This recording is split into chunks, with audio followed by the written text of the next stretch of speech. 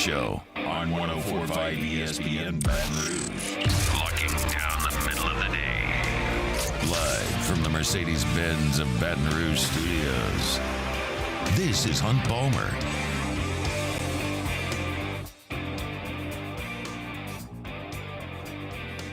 Welcome in. Hunt Palmer coming to you from the Mercedes-Benz of Baton Rouge studio downtown in the capital city on this Wednesday. Half the work week just about in the rear view mirror. Thanks for hanging out with us on 104.5 ESPN Baton Rouge. Got Casey Gaines and Jacob Beck back there on the ones and twos.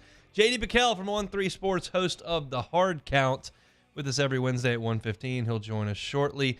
Bottom of the hour, What If Wednesday. Got a little A&M flavor to What If Wednesday today. Matthew Bruni from the Bengal Tiger, part of the On3 Sports Network as well, going to join us to talk about the film breakdown he did on Mississippi State. That offense looks a whole lot different. What did Matthew Bruni see on his tape dissection of Mississippi State and Arizona? The baseball schedule is going to drop at 2 o'clock, so touch on that briefly in the second hour. And always on Wednesdays at 2:30, our SEC power rankings. We'll see how things shake out there. We've had a lot of teams lose football games in the first 2 weeks, a lot more than we usually have. So we'll get to that at 2:30. I wanted to open up today talking about kind of the end of an era, but not really the end of an era. LSU's played Mississippi State more often than any opponent in the history of the school. It's not Tulane that dates back forever. It's not Bama or Ole Miss. It's Mississippi State. This is a football rivalry that goes back a long, long, long way. Back to 1896. Played games in Baton Rouge, played games in Starkville, played games in Columbus, Mississippi, Gulfport, LSU and Mississippi State played in Monroe in back-to-back years in the 30s. I didn't know that. And then they played only in Baton Rouge for 20 years. Mississippi State won a bunch of those games, but LSU didn't even go into the state of Mississippi. And, of course, they've been conference mates as long as the SEC has been around. And as of next year, LSU and Mississippi State won't play. Now, they'll play the following year, but it's not going to be an annual game. And by now, I think you know my thoughts on the expansion of the conference and what it means to rivalries and what it means to schedules. And I've been pretty transparent that playing Texas and playing Florida, not that much different to me personally. Yes, I have far more history with Florida. I got Tebow and I got Spurrier. I got Urban Meyer. I've got the Fog game. I've got a lot of memories with Florida. I don't have memories with Texas. But they're huge, powerful brands. They represent teams and programs that spend a lot of money and generally win a lot of games. And when they come into Tiger Stadium or LSU travels there, it's going to be a big deal, and I'm going to be locked in.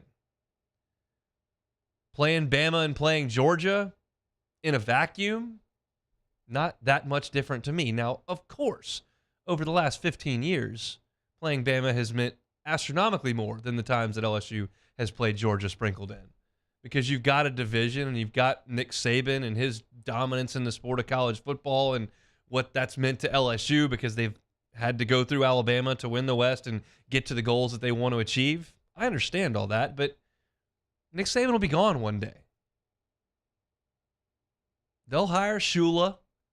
They'll hire Fran. They'll hire the next great coach at Alabama at some point in my lifetime.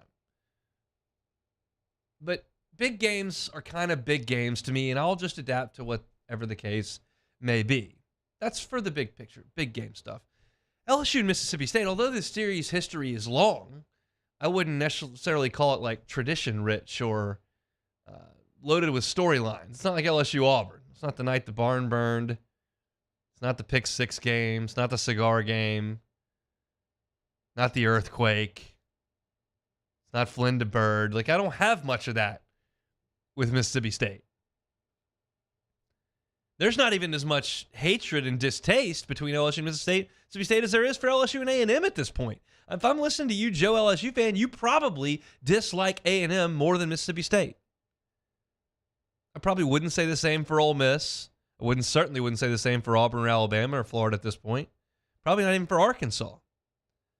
I would guess if you polled 100 LSU fans or 3,000 LSU fans, and you asked them in terms of their distaste for schools in the SEC West, rank them 1 through 6, as it were, if you exclude LSU, Mississippi State would probably finish last. And that's probably because most LSU fans throughout their time of pulling for LSU, whether that's the last 10 years or the last 45 years, Mississippi State has just not been a problem. There was a stretch from 1992 through 2013. That is 21 years. That is my formative years. That's from the time I was 5 until the time I graduated from college. LSU lost one time. One time. So why would I work up a bunch of dislike for Mississippi State? They got cowbells and, you know, we win every year. Who cares? And if you take out a chunk from 61 to 60, from 81 to 84, LSU's just owned this thing for 35, 40 years. So, yeah, it's the longest tenured rivalry for LSU, but nobody's feeling real animus towards Mississippi State down here in South Louisiana. Now, I promise you, I want to play them in baseball every year. That gets my eyebrows curling. But as far as football goes, like, it hadn't been that big a deal. Now, Mississippi State certainly held their own in the last 7-8 years. Dak beat LSU in 2014. LSU went there in 2017 under Ed Orgeron, lost 37-7. LSU lost in Baton Rouge, took KJ Costello in the COVID game. So it's been competitive for that stretch. But you want to throw me South Carolina? That's the same as Mississippi State. You want to toss me Kentucky? That's the same as Mississippi State to me. Arkansas is the same. Missouri's the same. The only reason I would like to keep Mississippi State around, if you were asking me to make that case, well, hey, why should we keep them on the schedule? Well, because we win most of the time. And as you're well aware, when I talk about my thoughts on scheduling and I talk about rule changes and changes in general to college football, I think about what's best for LSU's chances to win championships. And you could make a pretty strong argument that keeping Mississippi State around on the schedule to fill a spot that could be occupied by Florida or by Georgia or Tennessee or A&M, Oklahoma, Bama, Texas, Auburn. If I'm going to fill a spot, A&M may be a pretty strong candidate there. Sorry, Mississippi State may be a pretty strong candidate there. It is close. I've been to Mississippi State many times. I went to the football game there in 7, 9, 11, 13. Went to a baseball series there in 13 as well. So I've been 5 times. I love Starkville for a baseball weekend. I think it's awesome. They have a great environment. There are hotels that you can stay in. It's generally competitive baseball. The stadium's great. I love going there for a baseball weekend. I don't like it for a football weekend. There's too many people in too small a place. It's hard to park. It's hard to stay there. Traffic's bad. It's a little bitty place, and you bring in 120,000 people or whatever the case may be for a game day. It's a little much for me. And quite frankly, I don't love listening to cowbells. It's a little loud. I did enjoy the 2007 game. First game of the year. I was a college sophomore. A bunch of buddies went up, and they just let you walk in with a cup of whatever you wanted. We just walked in with solo cups. I don't think that's the case anymore, but you can have a good time in the Junction, and they've dressed up Davis Wade now. But this one, it just doesn't tug at a lot of heartstrings here in Baton Rouge. I don't know that there are a lot of people that are all broken up that LSU and Mississippi State won't play next year. And I think there are a lot of people who are disappointed in the loss of tradition in the grand sense in college sports. The fact that the Pac-12 is gone and the ACC's got Stanford and USC's playing Rutgers in a conference game and all that stuff is, big picture, is a little odd and to most people a little bit dumb. This one I'm not going to lose a lot of sleep over. Other than the fact, as I mentioned, that it's one that LSU generally wins. And we certainly hope that's the case coming up on Saturday. LSU leads the series all time with Mississippi State 74-36. There have been 3 ties.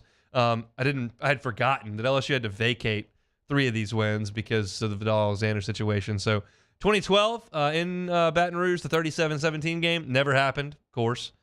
2013 in Starkville, despite the fact that I was there and Mettenberger was throwing it all over the place, Jeremy Hill's running, Odell's all over the place, Jarvis. It was a track meet. LSU won 59-26. Even though I was there, apparently did not happen. And definitely the 2015 game that LSU won 21-19 certainly did not happen. So got to scrap those from the record books, as it were. But LSU and Mississippi State rivalry will be renewed in 2 years, likely in Baton Rouge, but not next year. And I'll probably live as you will probably live as well. See comedian Dave Chappelle live at the Smoothie King Center in New Orleans Friday, September the 15th. Tickets are on sale now at Ticketmaster.com. 104.5 ESPN is giving you a chance to see Dave for free. Go to 104.5ESPN.com to register for your chance to win a pair of tickets to go see Dave Chappelle. J.D. Pickell, not to be confused with Chappelle, will join us coming up in 3 minutes. He is the host of the Hard Count on On3 Sports. Talking college football nationally, SEC vibes. J.D. Pickell next. You are now listening to The Hunt Palmer Show. In times of need, get a full list of phone numbers, websites, and other important emergency information on the Demco Stormwatch page at 1045ESPN.com. Bayou Chrysler Dodge Jeep Ram has $12,000 off MSRP or 2.9% for 72 months on all new 23 Ram 1500 trucks in stock. All with Bayou's 1 million mile warranty. The crew at Bayou Automotive is going to do right by you.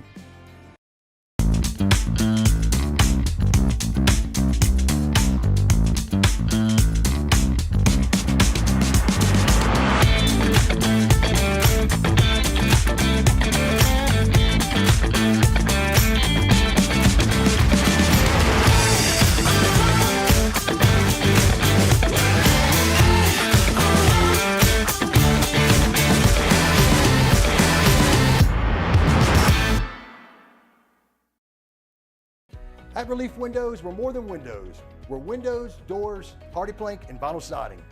But our #1 product is always customer satisfaction. Visit us online at reliefwindows.com. Oh, by the way, we do shutters too. The world's leaders in obesity research, obesity medicine, and obesity science are right here. We're doing something that no one's ever done or trying to answer a question that no one's ever asked before. Pennington is a real jewel when it comes to research. We are finding the solutions to the world's worst chronic disease, which is obesity. Louisiana needs Pennington Biomedical. Scooncha, fall in the air. Fall is right around the corner, which means fall fishing is, which means it's time for you to take your boat to the next level with front-to-back boat service in a bunch of different ways. You want a custom stair job, you can have a ton of fun out there on the water. They can do that. What about a spot lock trolling motor? So you stay right where you need to in casting lines. Or sonar that's let you see the fish under the water before you cast. All of your maintenance needs as well. For 38 years, they've been at it and will continue to do so. The Sherman family of front-to-back boat service. Gulf Coast Office Products is a nationally recognized Savin office equipment dealer based right here in Louisiana. Over 100 employees strong, Gulf Coast has the boots on the ground to support all vertical markets from education, engineering, legal, and finance. With the latest in office technology from desktop to production segment units, Gulf Coast and Savin have the perfect fit for you. Call 225-756-2644. That's 756-2644 for Gulf Coast Office Products. I've been doing business with Luba for 25 years. They're dependable, trustworthy. It's just the attention to detail with our clients. Our folks have years and years of experience. They're highly trained professionals. But many companies have that asset. What I'd like to think makes Luba a bit different is that we use those talents in a way that truly is dedicated to serving the needs of the folks who depend on us. Dylan Cruz here to tell you about Six Rings Baseball and Softball Camp. If you live on the North Shore and play ball, go to Six Rings Camps with former LSU assistant coach Dan Canaveri. His knowledge is second to none, and your child will improve and have fun doing it. Camps were held at Coquille Park and Six Rings Academy in Covington with 4 sessions over the summer. Full day and morning only sessions are available from ages 7 to 13. Go to sixringsbaseball.com or call 985-206-9096. Learn the game to love the game.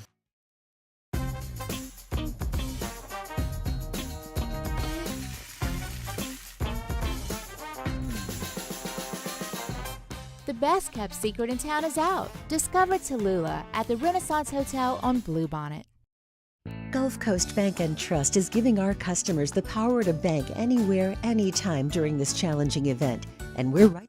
Matt Moscona inviting you to join us for Wednesday's Hump Day AFR, presented by Pluckers. Brian Kelly and Zach Arnett update their team's preparations. We'll talk to Russ Mitchell, and we'll check in on the Carolina Panthers. Join us, 3 to 6, 104.5 ESPN Baton Rouge.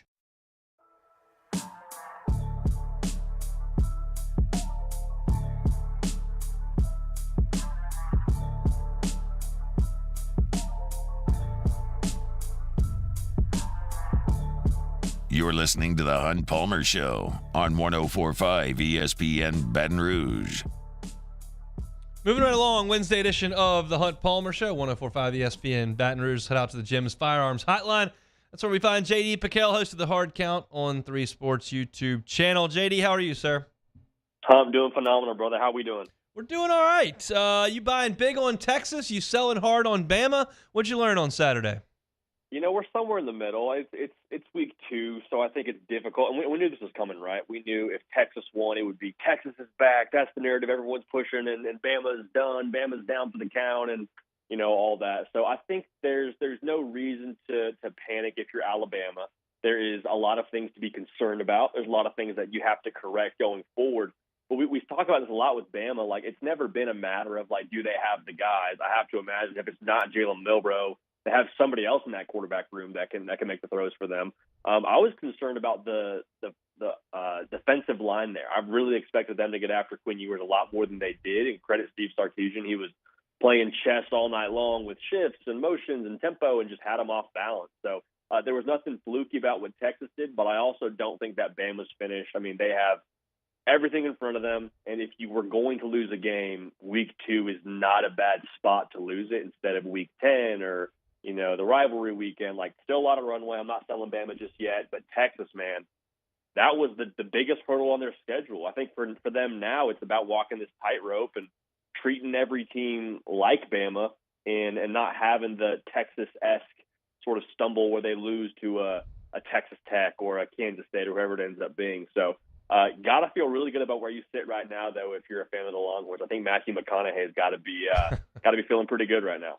It looked that way. See, he never misses a big Texas game. I turned on the TV. There he was, right there on the sideline, as per usual. I want to let's go to Texas first. Do you feel like Sark's got his feet on the ground now? Not just his team, which you just spoke about, have crossing its biggest hurdle, but maybe in terms of the foundation of the program that hasn't felt really this good in years? I think so. I mean, we heard him coming into the year, too, kind of saying all the right things. His 3rd year now, he's got the culture solidified. He's kind of got his guys. He talked about it being like his team, looking like his team. And so it's got to be so much validation for him and for Quinn Ewers to get his signature win like that. And like I said, it wasn't fluky. There was nothing like, man, Texas pulled this off by a field goal and found a way to get lucky at the end. It was like, no, Texas won that game by 10 points. If they play it 10 times, they probably win it 7 out of 10. Like, it was very much so a convincing win. And so to go back to your question about Sark, it really does feel like he has – it's funny to say it, but it feels like he's arrived as a head coach in this sport and someone that we have to take seriously and someone that is going to be, I would imagine, at some point in time in the conversation when those NFL jobs open up, whenever that happens down the road. Like, he is at that point, I think, now a tier 1 coach in college football, and beating Saban solidifies him as such. And here they come into the Southeastern Conference. Bama's already in the Southeastern Conference. You mentioned it was a little bit more than Jalen Milroe, the defensive line, a concern of yours as well. What's the biggest concern that Bama has right now? I think the formula just didn't work against Texas.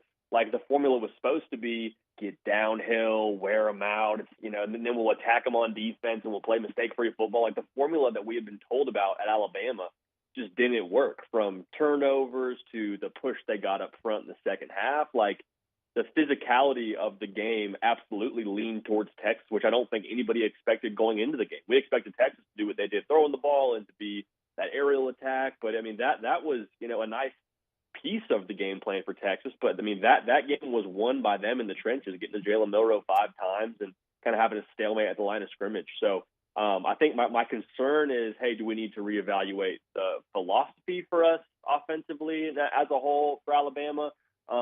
Just felt very un-Saban-like, like they were not aligning well to the motions and the shifts of Texas. Like Texas dictated terms to Alabama, and they did it in Tuscaloosa. So that I think was the biggest concern to me, is just how out of sorts they looked.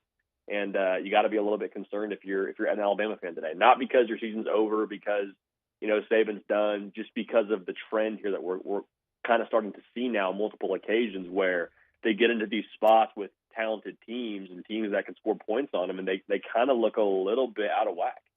Yeah, I hate cliches. I hate lazy stuff that's just like tossed about that maybe doesn't apply to certain situations. But I'm a little bit struggling with how better to phrase this than, like, they walked into every stadium they went into for 15 years and you felt it, and there was an air of invincibility around that program. And it took Johnny Manziel or Joe Burrow or Deshaun Watson or Cam Newton to get through that. And now I look back at the last 2 years, and it's like Zach Calzada, and they almost lost to A&M, and is there a decline here? Like, are they just not what they once were? I don't know how better way to phrase that. No, I think that's fair. I think that's a fair way to put it. I think what they once were, too, to be fair, was such an elite run, and what they did those 5-6 years under Saban, and how many national titles he won. Like, that's definitely a different era of college football for him and for what that team did. But no, I think what you said is exactly right. Like, to put a finer point to it as well, in my mind, like, Bama never beat Bama. Like, Bama was never taking themselves out of games because they're misaligned defensively, or they're turning the football over and throwing the ball to the other team, near their own red zone. Like, and we saw that multiple times now. We've seen that previously from Bama in those losses that were catastrophic. You talk about the A&M loss. I mean, Bryce Young's throwing picks as they're trying to drive into the end zone, and it turns into, I believe, like a pick six. So, like, there's multiple instances you can point to where it just feels very much so like they're taking their approach of being such a mistake-free football team, and that hasn't translated. And the talent's kind of the same, right? I mean, they're still recruiting at this elite level from a macro standpoint, but just their ability to just squeeze the life out of teams and kind of have that edge about themselves, we're seeing less and less of. So I don't know if it's a result of Saban having a decline, or if you could point to other teams too, kind of having a trend in their own right in college football and the way the offenses are right now. So probably a myriad of things, but just Bama beating themselves is very un-Saban-like. J.D. Piquel hosted the Hard Count on 3 Sports YouTube channel, daily college football content there on YouTube. A&M gets up 17-7. They got a 10-point lead down in South Beach, and then Miami just comes roaring back and beats them by double figures. Your first, we'll get to Miami because I think that's interesting too. First, A&M. Yeah, there's a tricky one to sort through. I think my first thought was, hey, they scored a lot of points. Like, if the question was, hey, what's Bobby Petrino going to be for them as the OC? What does Connor Webman look like? Like, they looked really good. I was discouraged by their competitive stamina. Like, to get up 10 points and to be on the road, like, at that point, that's where mature teams, that's where good teams go in for the kill, finish the deal. I mean, you and I have seen it a million times, like old Bama. That's what old Bama would do. When they got up on you, that was it. Once you lost leverage, game over.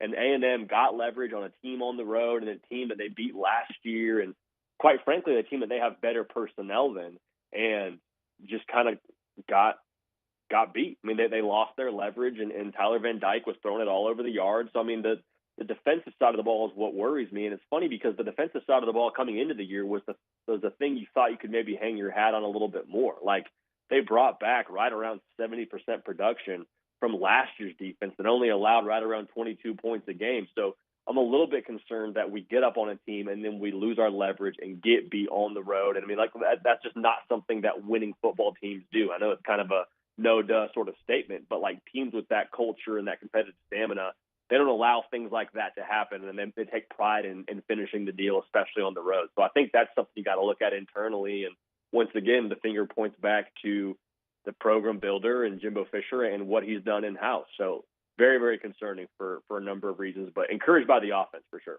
I mean, hand up, I took the A&M over on the win total. I've said I think their offense has got a chance to actually be pretty good because of the weapons around it, and their defense is full of 5 stars up front, and I thought that they'll probably win more than people think, and that's a big step back that they took on Saturday. I mentioned Miami, 5-7 last year, get a nice win there against an SEC team. Reason for optimism on South Beach?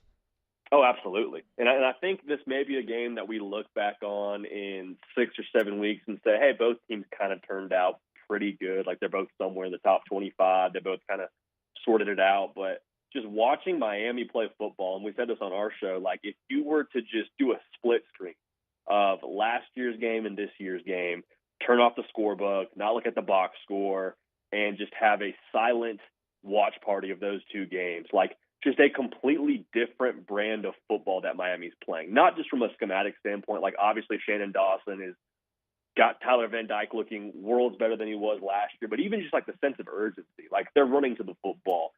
They were down 10 points and they found a way to fight back into that game. Like that's culture. I don't think last year's Miami has that bone in their body to kind of say, nope, you know what, we're not going to let this happen this way. Let's find a way to get back into it. I mean, they scored 9 points last year in College Station, and I understand it was on the road. I understand it was, in an environment like that, and it was a big-time spot, but, like, 9 points compared to over 40 in this one, like, that was extremely impressive, the turnaround from them. So I think just the brand as a whole and the edge and the sense of urgency that Mario Cristobal has that squad playing with, like, that gives me a lot of excitement for what they could be in the ACC. And the ACC now is turning out a little bit more murky than we thought it could with what Clemson isn't and all that. But, no, I mean, I'm extremely encouraged about what Shannon Dawson's got that offense looking like. We'll get to LSU and Mississippi State here very shortly, but I do want your thoughts on a couple of schools that I don't talk much about on the air because we're 98% SEC here during the week, but two schools that I've kind of bookmarked off to the side that I think could be real players here in November. One's Penn State and one's Notre Dame. Which one do you like more? I love Notre Dame, man. I love the way that they're built. They were so balanced offensively. You got Sam Hartman throwing for 4 touchdowns, and you got Audric Estime running for like almost 200 yards with Notre Dame as a team, and that was factoring in 27 sack yards from Sam Hartman. So you got Audric Estime and that whole operation there accounting for 170 yards. And the defense is tough. Like, to me, it just feels so much more like a new Notre Dame. Like this is not, your Rudy's Notre Dame. This is an aggressive, potent offense, tough defense that's still there. And it's funny to say, but like I think Marcus Freeman has made the Fighting Irish cool again.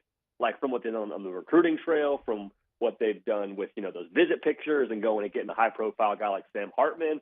There was a moment there, Hunt, where it's a minute to go in the first half. And you would think old Notre Dame, okay, we're up. Let's just kind of run the football a few times, get out of here, and go regroup for the second half. Marcus Freeman's like, I know what I got at quarterback.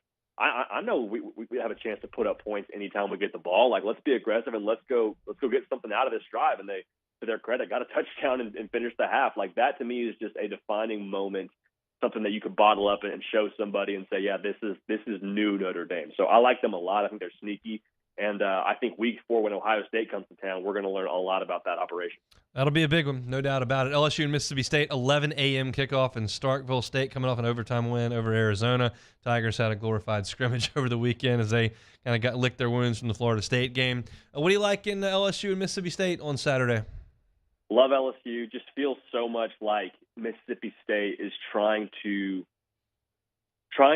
run a system they don't have the pieces for. Like, they probably needed to be a little bit more aggressive in the portal. They lost a lot through the portal, and there's obviously a ton of understanding as to why, but like they don't have the pieces to run a pro-style system when they were air raid a year ago. Like, they ran for over 100 yards, but I mean, Hunt, in that game, I think they were able to get like 3 or 4 turnovers defensively to make it the game that it was. If they don't force that many turnovers, Arizona beats them and probably beats them pretty handily. So I think Jaden Daniels will give them fits. Didn't love the way that they were able to kind of what's the right word? Trying to defend the legs of Jaden DeLora, Arizona's quarterback. Last week he gave him problems when he was extending plays. So I just think LSU rolls. I like them covering it's up to 9.5 now. I think they win by 10. JD, appreciate the time, man. We'll do it next week. Hunt, appreciate you, brother. Have a great weekend. Enjoy it. He is JD Piquel, host of the Hard Count on 3 Sports YouTube channel. Subscribe to that channel. You'll get his daily college football content right there on YouTube. We come back. It is a What If Wednesday. Hunt Palmer Show. The Hunt Palmer Show. LWCC is Louisiana Loyal, elevating and celebrating champions of Louisiana. Marucci Sports, certainly a champion of Louisiana, was founded in a backyard shed right here in Baton Rouge. Been handcrafting bats for some of the best players in the game since 2004. My guy, my former captain, really my forever captain, Anthony Rizzo, the Chicago Cubs, now the New York Yankees. He's a Marucci guy. So are dozens of the top players in the world, and it all came from right here in Baton Rouge. Through pioneering initiatives such as the Baseball Performance Lab, Marucci's expanded their workforce by 137%, helping to attract and keep top talent right here in the state of Louisiana. Meanwhile, the Marucci World Series serves as a tourism juggernaut. Thousands of youth athletes, families, coaches come to Greater Baton Rouge every single July to compete, spend some cash, and help our great state here. Marucci Sports, certainly a champion of Louisiana. If you know of a champion of Louisiana like Marucci Sports, go to lwcc.com/champions and nominate a champion of Louisiana so that LWCC can tell their story through us right here on 104.5 ESPN Baton Rouge. Marucci Sports, a champion of Louisiana. LWCC is Louisiana Loyal. Our listeners fire off their opinions on the jimsfirearms.net hotline at 499-1045. Keep listening for your next chance to shoot us your thoughts with the jimsfirearms.net hotline on 104.5 ESPN Baton Rouge. Bayou Ford is taking $10,000 off MSRP on select new 23 Ford F-150 trucks. And all new Bayou Ford vehicles come with a 1 million mile warranty. The crew at Bayou Ford is going to do right by you.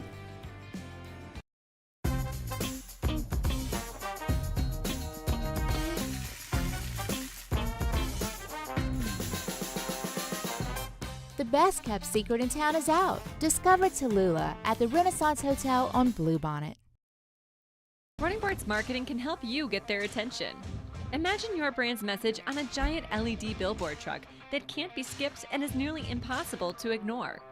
Running Boards Marketing is the leader in effective and affordable advertising on digital mobile billboards, which are 2 times more effective than traditional billboards. With a 97% recall rate, you'll leave a lasting impression with your customers.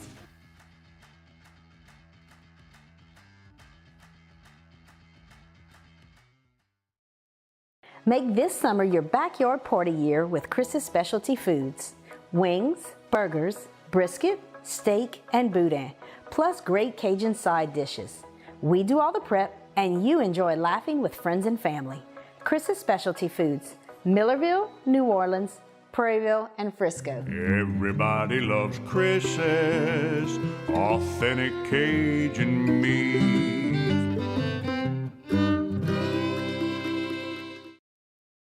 Scooncha fall in the air. Fall is right around the corner, which means fall fishing is, which means it's time for you to take your boat to the next level with front-to-back boat service in a bunch of different ways. You want a custom stair job, you can have a ton of fun out there on the water. They can do that. What about a spot lock trolling motor? So you stay right where you need to in casting lines.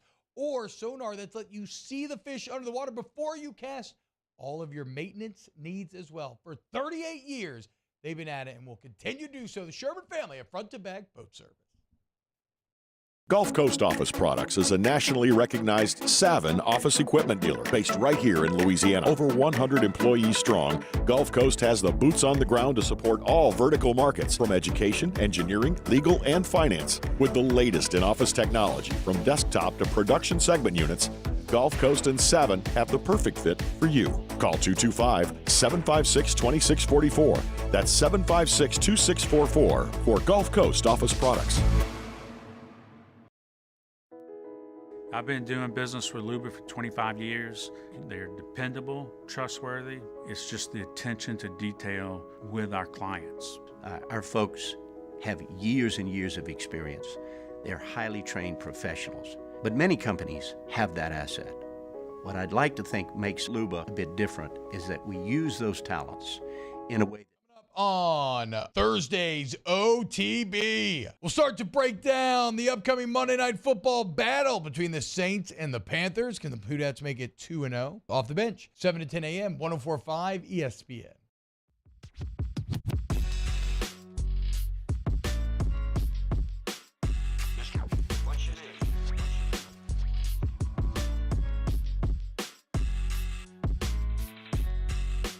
This is the Hunt Palmer Show on 104.5 ESPN Baton Rouge.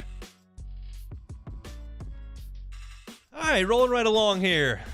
Wednesday edition. I had to think about what day it was. Wednesday, that's kind of close to the weekend. Like, we're getting there. We're making progress, at least. A Thursday show tomorrow. By the time we get to Friday, everybody's feeling good. But we'll get there one step at a time. Wednesday edition of the Hunt Palmer Show. Appreciate you hanging out with us. JD Bukel from On3 Sports was with us there in the previous segment. You can catch that on demand. We're going to have a couple of interviews coming up in hour number 2 as well. Well, just one. Matthew Bruni going to be breaking down, well, he did break down Mississippi State film over from the game against Arizona, and he put that up on the Bengal Tiger over on On3, and want to get his thoughts on what he saw from the Bulldogs. So that'll be at 2 o'clock. But right now, it's time for What If Wednesday. Time, space, reality. It's more than a linear path, where a single choice can branch out into infinite realities. Follow me and ponder the question, what if? All right, first one here. What if A&M's job comes open in December? Man, it's interesting, right? Because their last 2 hires have been the new cutting-edge, progressive thing that was Kevin Sumlin, spread it out, go really fast. And at that point, there weren't that many teams that were doing that. I mean, obviously, you had Chip Kelly up there in Eugene that was going fast, and you had, Dana Holgerson was throwing it around at West Virginia, sure. But that was the new wave of offense, and it was something new and fresh, and Johnny Manziel elevated it to the next level with Kevin Sumlin, but that didn't work. So what did they do? They pivoted and went to the concrete pillar, program builder, national champion, quote-unquote, sure thing. And that hasn't worked. And if their job's open in December, then it wouldn't have worked. And so I think, what would they do next? I know, because I spend too much time over on Texags, like, they all love Mike Elko. You might know who Mike Elko is, you might not. He was their first defensive coordinator under Jimbo. He did a great job with that defense. He left and is now the head coach at Duke, and they had a big win over Clemson in the opener. He's got a great pedigree as a defensive coordinator, has done a nice job starting things out at Duke. Is that the guy you want to bring to College Station? I don't know. Does somebody and if I think of maybe proven commodities at a big time level, the Brian Kelly, Jimbo Fisher-esque hire is like James Franklin. Would he take if you offered him way more money? Would he leave Pennsylvania, where he's from, to come to the SEC and to coach at A&M? I don't know if he decides to do that or not. Do you want to? I mean, I'm just throwing names against a board now. Like Kellen Moore just was the coordinator for the Cowboys for a while. Now is with the Chargers. Like, is that a guy you call? Like, I don't know. I don't have a perfect solution for what A&M would go after if this didn't work out. It would be really comical to watch them do it again. But I feel like most of you listening who don't like A&M and are LSU fans and want A&M to fail, well, you would look at it and say, well, I hope Jimbo stays a really long time, because they don't seem to be very good when he coaches there. So we'll see. I guess we'll cross that bridge when we get to it. I don't have a great answer for that. What if you could undo one of the college football changes of the last 10 years? So that's NIL, it's transfer portal, it's realignment, it's college football playoff expansion. I think, honestly, I get these on the fly, and I don't want to say something that I don't really believe as I think about it. I don't like the fact that the Pac-12 is dissolving. And that irritates me that's coming about when I like some regionality in sport. You heard me say this so many times with the College World Series that I don't think it's good when the College World Series shows up and it's just a bunch of SEC teams. Like, I don't think that's great. And I think that having presence unified in the West would be good if they could compete, but they couldn't because financially they couldn't get things together. And so I think in my head, I want the Pac-12 to stay together. But then I start to look at the other side of it and I go, well, if we're getting close to a 35-team Super League that looks like the NFL, that takes what I just watched on Saturday against Grambling out of the picture and allows 12 teams into the playoffs and allows teams to lose and more teams to play meaningful games in November, and all of a sudden I don't really care what Cal and Arizona State do, maybe eventually that's a really good thing. I don't know. So college football changes the last 10 years. My gut tells me it's the Pac-12, but I don't have a super awesome answer. And I think that goes back to my personality that is different from most people that I talk to who want to preserve these rivalries, or some people that hate that NIL has gotten in the way of recruiting, or some people that despise the transfer portal and all the waivers that go back and forth, or the loss of the significance of bowl games irks some people. And to me, it just always kind of goes back to like, I know that LSU is going to be okay, and that's number one to me. And two, just tell me the rules and we'll let LSU play by them. You tell me that it's a BCS to deserve a champion? Okay, we'll go do that. I know the rules. You tell me it's now a 4-team playoff? Okay, I got it. Like, I know how it works. You tell me it's a 12-team playoff? Okay, I understand. You tell me that you can get a one-time transfer and LSU can go get their quarterback from Arizona State and go restock the shelves in the secondary from other places? Like, okay, let's just make sure you do that. There are some things across collegiate sports that irk me far more than a lot of the things that have happened in college football. Basically because LSU sits at a point where you're not going to derail the entire operation. I certainly don't think that that's been the case. So I don't have a strong feel on that. All right, next one here. What if you had to give up being a fan of either LSU football, basketball, or baseball? Well, that's impossible, one. Because you gotta choose one and basically doesn't exist to you anymore. I mean, that's going to have to be by default, and I hate it because y'all know how much I love basketball. I started a basketball podcast, and I was selling insurance and not doing any radio to talk about LSU basketball every day before work. Y'all thought I was nuts last year when the team was going 2-16 in the league, and I was still going to the home games in February because I just like to go in the PMAC, and I like watching LSU come out of the tunnel, and I like watching them play, and I love the sport of basketball. But baseball can never be taken from me. It's my favorite sport in the world. And you can't dismiss 100,000 people in there on a Saturday night in Tiger Stadium in the event that creates. It's unlike anything else. I'm fully able to admit that a big Saturday night in Death Valley against Florida or Alabama trumps anything that happens over in the box. Like I will admit to you that. I just like the journey of baseball. I like the excellence that LSU is in baseball, and I like the game more than football. I just enjoy baseball more than I enjoy football. So I have to answer basketball, even though it pains me because I love LSU basketball. All right, this one's from Twitter. What if Omar Speights is out? Does Whit Weeks shine? You know, I don't know that wouldn't be the case. I think that Omar Speights is a good player. He's been okay. Yeah, I don't think he's a great athlete. I think he's a good player. And I think the Weeks brothers have some real potential. Obviously, you know, Whit and West, like, you got a 2-year age difference there. You've got a freshman and a third-year player. But I don't know that there would be a huge drop-off there at linebacker. Yeah. I think it would be just fine. And let me tell you this.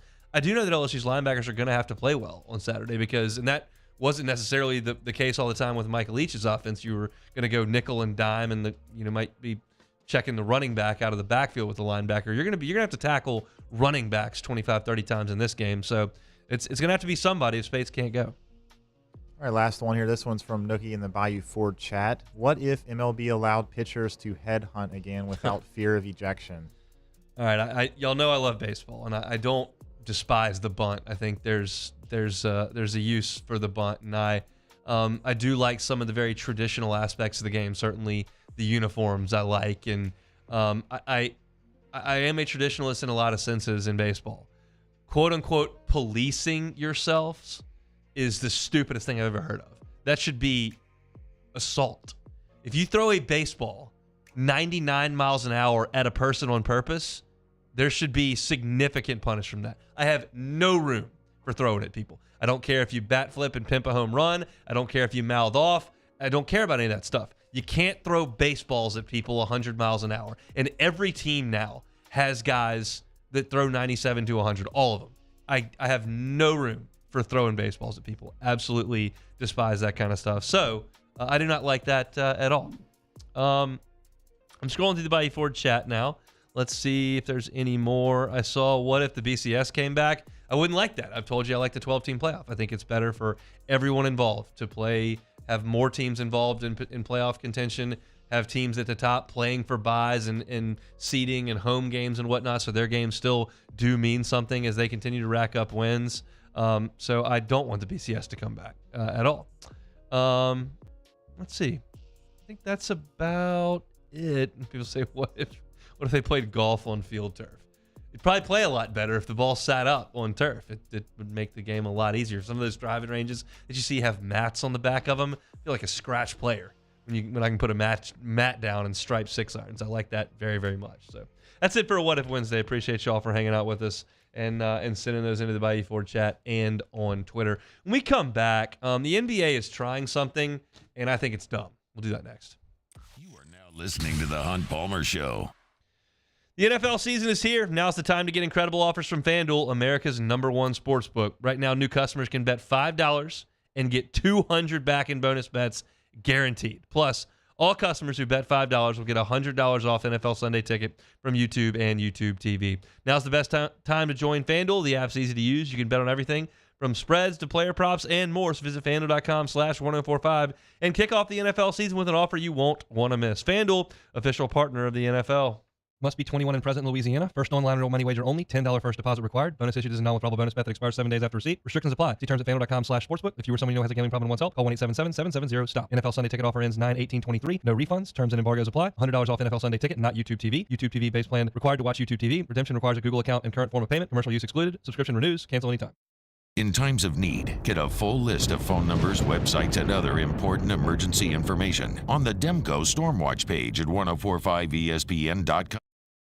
Bayou Chrysler Dodge Jeep Ram has $12,000 off MSRP or 2.9% for 72 months on all new 23 Ram 1500 trucks in stock. All with Bayou's 1 million mile warranty. The crew at Bayou Automotive is going to do right by you. The importance of doing this Fortified program and offering it to people down here is, number one, the only real chance you're going to get to do this is when you put on a new roof or build new. And through companies like HUDCO, who's kind of leading the way in this thing, it's going to offer the customers a huge advantage in the insurance market and the price of their insurance. You know, we're not looking to make a fortune off fortifying. We're trying to give you a better product than our competitor at the moment. I'm trying to do something that he can. I'm trying to give you something better. So a lot of these insurance jobs, you're getting a re-roof, you're only paying your deductible. Let's sit down and talk about the Fortified and let's see what it does to your insurance premium. You're getting a steal. Yeah. You're getting a brand new roof and a Fortified certificate for your deductible, essentially. And I think we're rocking and rolling.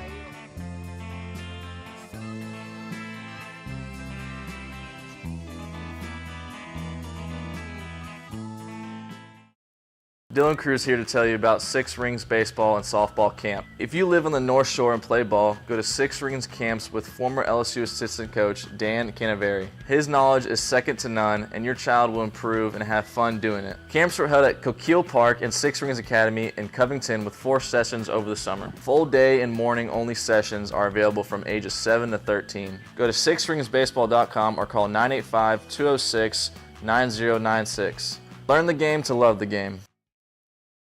Scooncha, fall in the air. Fall is right around the corner, which means fall fishing is, which means it's time for you to take your boat to the next level with front-to-back boat service in a bunch of different ways. You want a custom stair job, you can have a ton of fun out there on the water. They can do that. What about a spot lock trolling motor? So you stay right where you need to in casting lines. Or sonar that's let you see the fish under the water before you cast. All of your maintenance needs as well. For 38 years, they've been at it and will continue to do so. The Sherman family of front-to-back boat service. Gulf Coast Office Products is a nationally recognized Savin office equipment dealer based right here in Louisiana. Over 100 employees strong, Gulf Coast has the boots on the ground to support all vertical markets from education, engineering, legal, and finance. With the latest in office technology from desktop to production segment units, Gulf Coast and Savin have the perfect fit for you.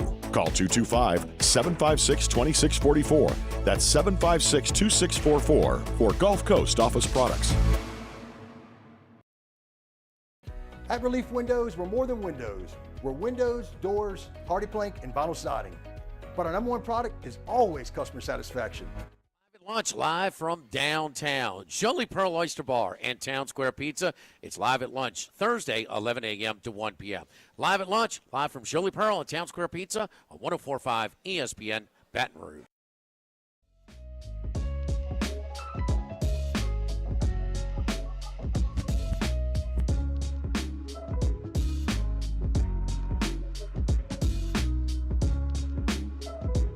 You're listening to the Hunt Palmer Show on 104.5 ESPN Baton Rouge.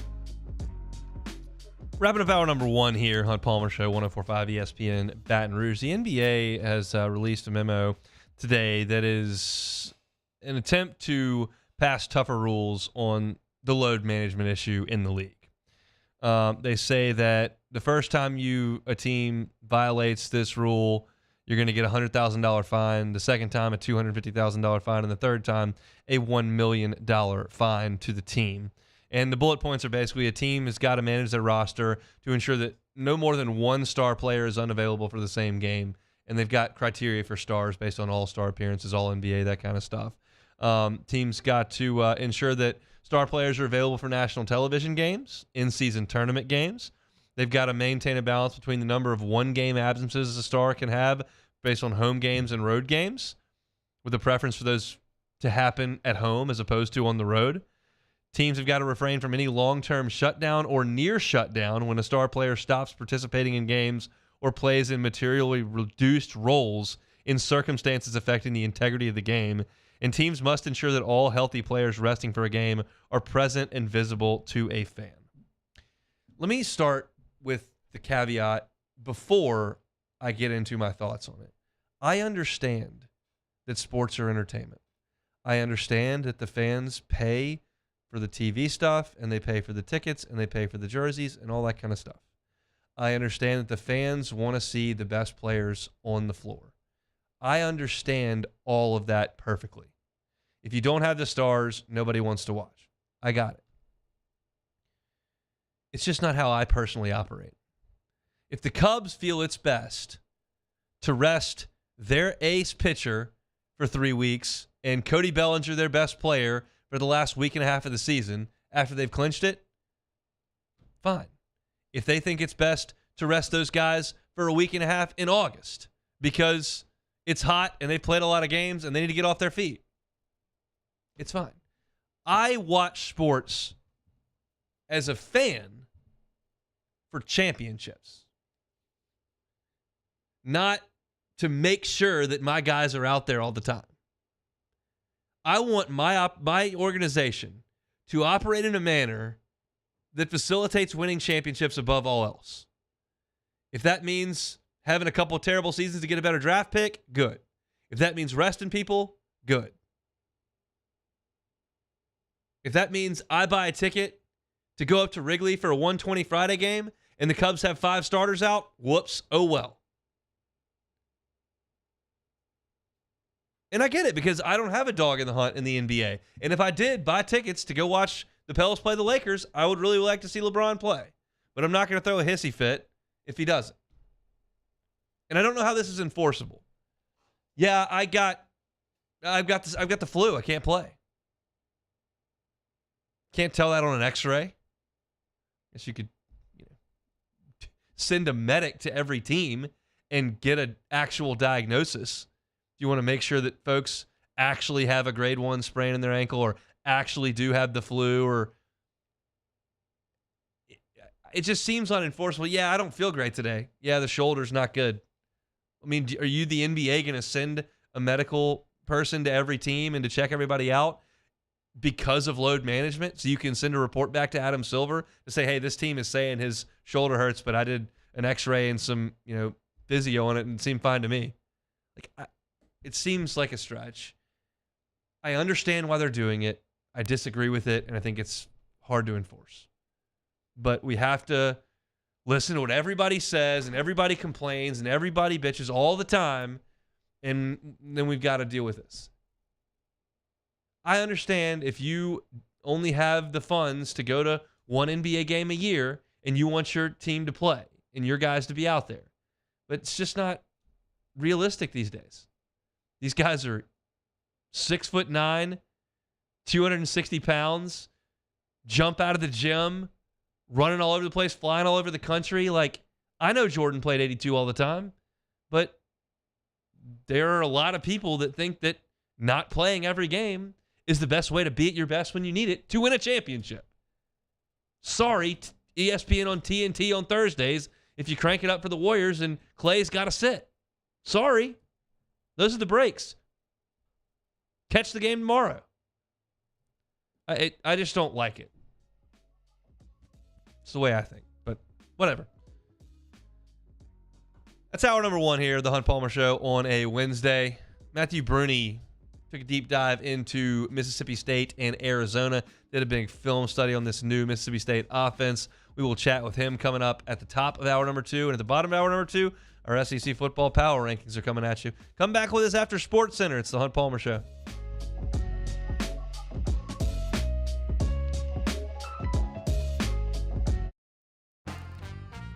Life in Louisiana is a song.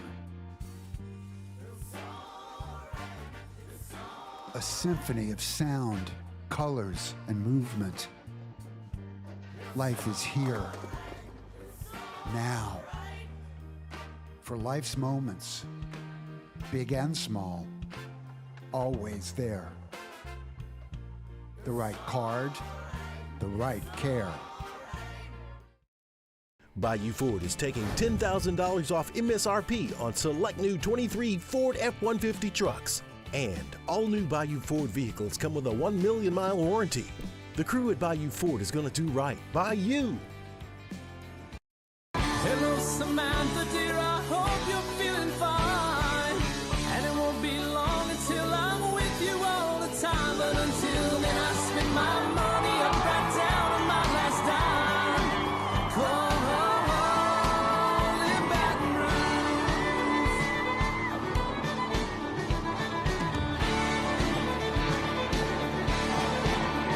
I'm ready, what you put me on through. Gotta send my love down the I've been doing business with Luba for 25 years. They're dependable, trustworthy. It's just the attention to detail with our clients. Our folks have years and years of experience. They're highly trained professionals. But many companies have that asset. What I'd like to think makes Luba a bit different is that we use those talents in a way that truly is dedicated to serving the needs of the folks who depend on us. Dylan Cruz here to tell you about Six Rings Baseball and Softball Camp. If you live on the North Shore and play ball, go to Six Rings Camps with former LSU assistant coach Dan Canaveri. His knowledge is second to none, and your child will improve and have fun doing it. Camps are held at Coquille Park and Six Rings Academy in Covington with 4 sessions over the summer. Full day and morning only sessions are available from ages 7 to 13. Go to sixringsbaseball.com or call 985-206-9096.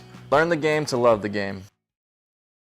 Scooncha, fall in the air. Fall is right around the corner, which means fall fishing is, which means it's time for you to take your boat to the next level with front-to-back boat service in a bunch of different ways. You want a custom stair job, you can have a ton of fun out there on the water, they can do that. What about a spot lock trolling motor? So you stay right where you need to in casting lines, or sonar that's let you see the fish under the water before you cast. All of your maintenance needs as well. For 38 years, they've been at it and will continue to do so. The Sherman family of front-to-back boat service. Gulf Coast Office Products is a nationally recognized Savin office equipment dealer based right here in Louisiana. Over 100 employees strong, Gulf Coast has the boots on the ground to support all vertical markets from education, engineering, legal, and finance. With the latest in office technology from desktop to production segment units, Gulf Coast and Savin have the perfect fit for you. Call 225-756-2644. That's 756-2644 for Gulf Coast Office Products.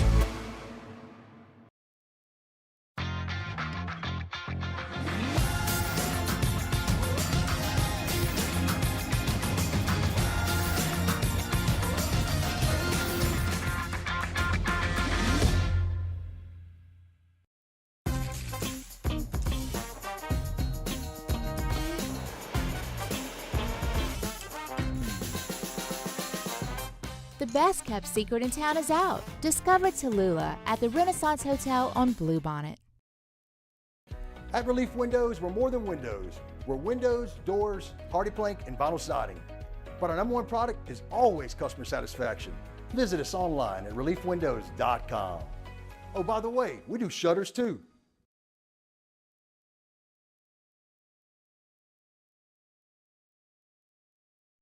Sports Center. I'm Christine Lisi. While quarterback Aaron Rodgers has yet to discuss his future with Jets coach Robert Saleh, Saleh said today he'd be shocked if Rodgers retires after suffering a season-ending torn Achilles. He does face several months of grueling rehab in his recovery. Meantime, the Jets preparing for the Cowboys on Sunday with former first-round pick Zach Wilson as their starter, former Jets quarterback Vinny Testaverde. A lot of the things I saw him do on Monday night, he made some great throws. He moved around the pocket. He got rid of the ball when he should have. There's a one interception. I think he just lost track of the linebacker because he threw it right to him. Those things happen, so he'll learn from that, and he'll move on, and the team will get better because of it. Vinny Testaverde on unsportsmanlike. NFLPA is calling for the league to change all of its fields to natural grass following the Rodgers injury. ESPN's Adrian Wojnarowski is reporting the NBA's Board of Governors approved tougher rest rules apply to star players who sit out games. The NBA has greater oversight over discipline for missed games and an ability to fine teams over $1 million for each instance of violating resting rules. Hey, it's Michelle Smallman. Coming up Thursday, I'll tell you which fan base should be the most worried about their team's Week 1 performance. It's unsportsmanlike, 6 a.m. Eastern, right here on ESPN Radio, ESPN2, and ESPNU.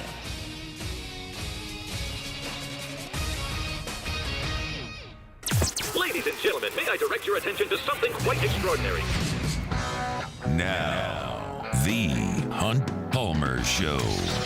The Hunt Palmer Show on 104.5 ESPN Baton Rouge. Brought to you by Cork's Cajun Fried Fish and Shrimp.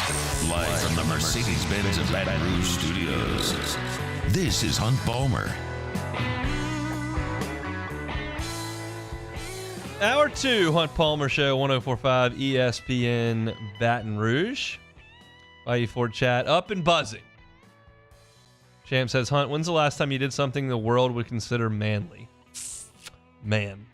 I'll tell you this. My wife got a flat tire this weekend. She drove into a curb, and I, the manly guy that I am, I called roadside assistance, and somebody came out and changed it. It was in New Orleans. I was in Baton Rouge, so I wasn't going to drive down there and change it. I am theoretically capable of changing a tire. I've never done it, but I know how to do it. I just never had the opportunity, and I wasn't going to drive down to New Orleans to do it. So I called roadside assistance. We have it on our insurance. They came right out and changed it. That's pretty manly on my part. I could pull up the card, dial the number, get them right over there. And I called AAA, says the program director in the Bayou Ford chat. Send out to the Jim's Firearms Hotline. Matthew Bruni is our guest. We're going to talk Mississippi State film that he looked over. Matthew, can you change a tire? Are you capable? Like you, I think I vaguely know how to do it, but I've always told myself as long as my phone's charged, I can just pull up YouTube, and I got everything in my trunk.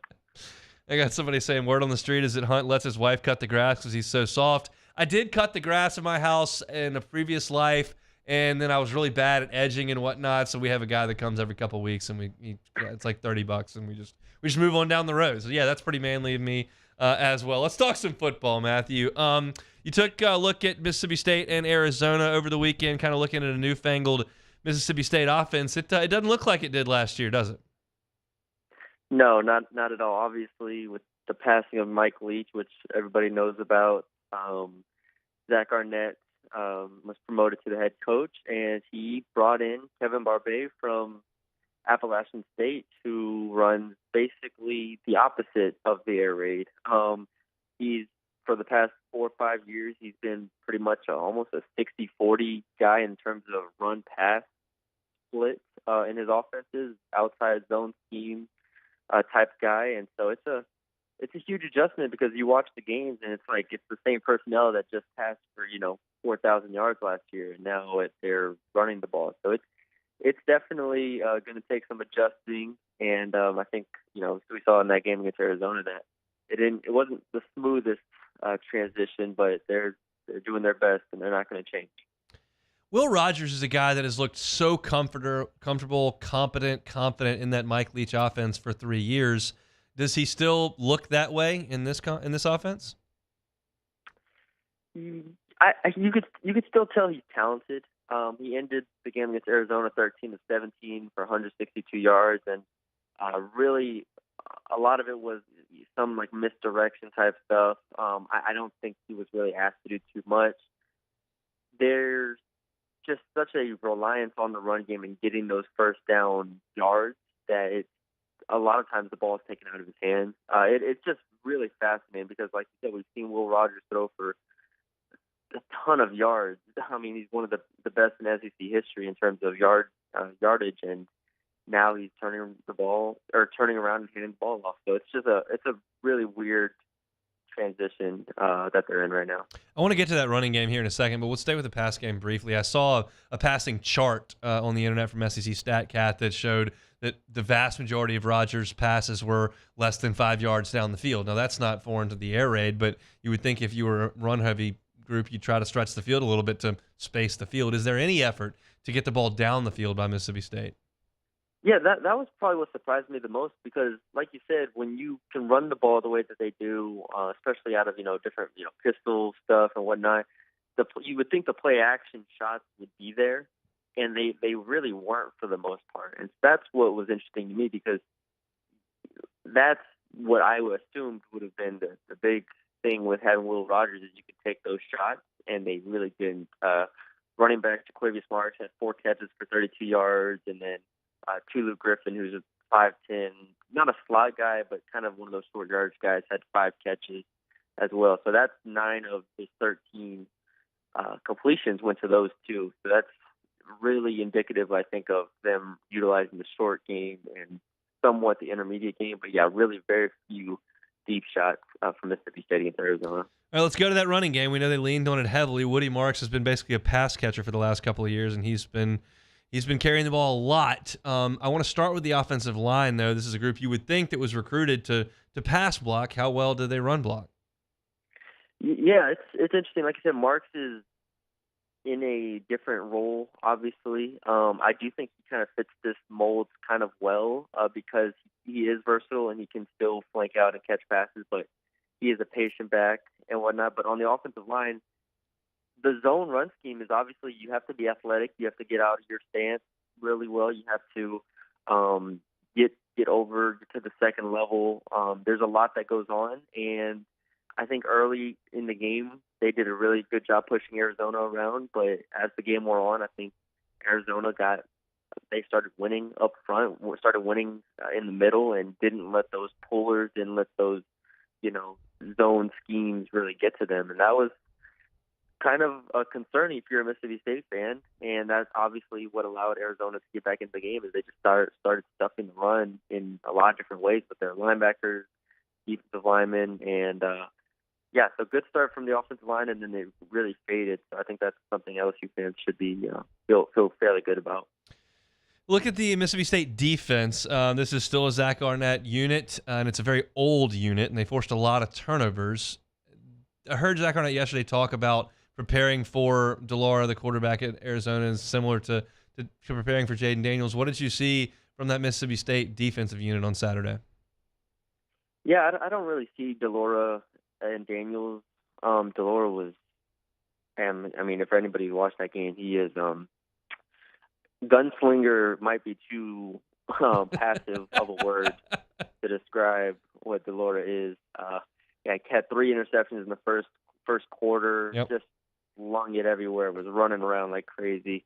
So yeah, maybe in that respect, but they're going to have to respect obviously Daniel's legs as a runner more than DeLaura, who was just trying to extend plays. And then as the receiving core of LSU is going to be interesting because I think they have a really good matchup with Mississippi State, who lost an NFL corner in Emmanuel Forbes last year. That's something I think a lot of people don't really talk about when talking about the Mississippi State defense. So I expect it to be a talented front. I don't expect LSU to be able to just run the ball on them. They have good linebackers, experience in the front six, and because of that, I think it could be tough to run the ball, but we'll see if Daniels and the receivers can get going on the outside. You were a little hesitant to pick LSU against Florida State. You liked the Noles in that game, even though you liked LSU to have a really strong season. Now we're 2 weeks in and Mississippi State on the horizon. How do you feel about Saturday and the Tigers moving forward? I feel good about LSU on Saturday. I don't think Mississippi State has the weapon or the offensive scheme to really, really hurt LSU, even though it was concerning watching Grambling State run the ball on LSU. I think part of that was, being out schemes maybe, but not really respecting the run game the way they should have. I think all hands are on deck. We saw LSU stuff Florida State's run in the first half of that game. I think that they're going to be fine against the run. I do think the spread being at 9.5, 10 is quite large. I don't know if I'd go that far, but I do think LSU gets the job done. And I think one of the biggest games of the year is the Arkansas game at home. That's a team that we don't quite know what they are yet because they haven't played anybody that good. So we'll see this week, and then if they can beat Arkansas, then you're back up to 3-1 and feeling better about yourself. Matthew, thanks for the time, man. Yeah, thanks, man. Anytime. He is Matthew Burney, part of the Bengal Tiger on 3 Sports. He writes really great pieces in the middle of the week, a lot of times breaking down film. He does it for basketball and does it for football as well. If you'd like to learn more about this Mississippi State offense that he just spoke about, you can check it out at the Bengal Tiger, part of the On 3 network, and check out, he's got GIFs clipped up in the story, and he kind of breaks down what things look like, and I think he does a wonderful job of dissecting how things work on the X's and O's front. So go check that out. Appreciate him jumping aboard to give us some insight. 104.5 ESPN and Citizens Bank and Trust are looking for the ultimate tailgate. Snap a pic of your setup and upload it to 1045ESPN.com for a chance to win a $500 Rouse's gift card. Our judges are going to select a winner on September the 29th. The ultimate tailgate giveaway from Rouse's Markets, Citizens Bank and Trust, and 104.5 ESPN Baton Rouge. Baseball schedule's out. I've got about 4 minutes to dissect it, and I'll give you my thoughts on it. That's next. The Hunt Palmer Show. Love telling you about our friends at Boudreaux's Electric. It is storm season. Don't let the power go out in your home.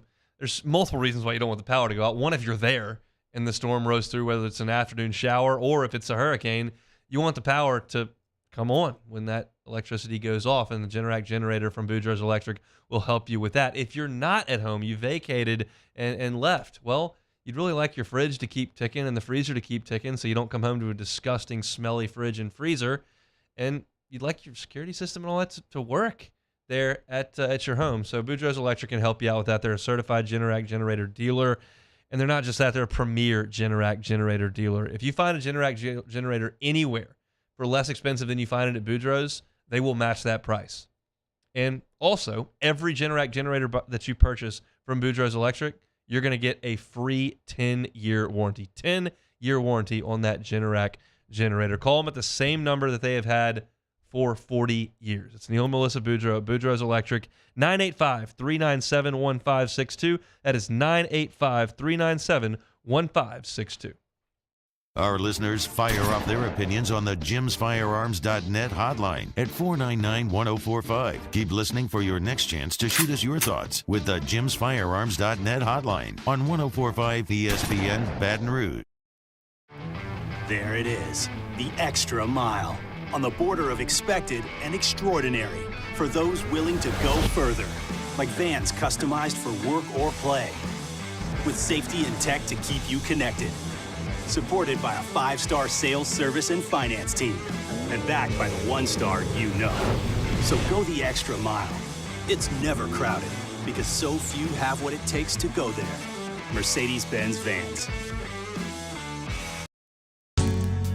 It was a humid day.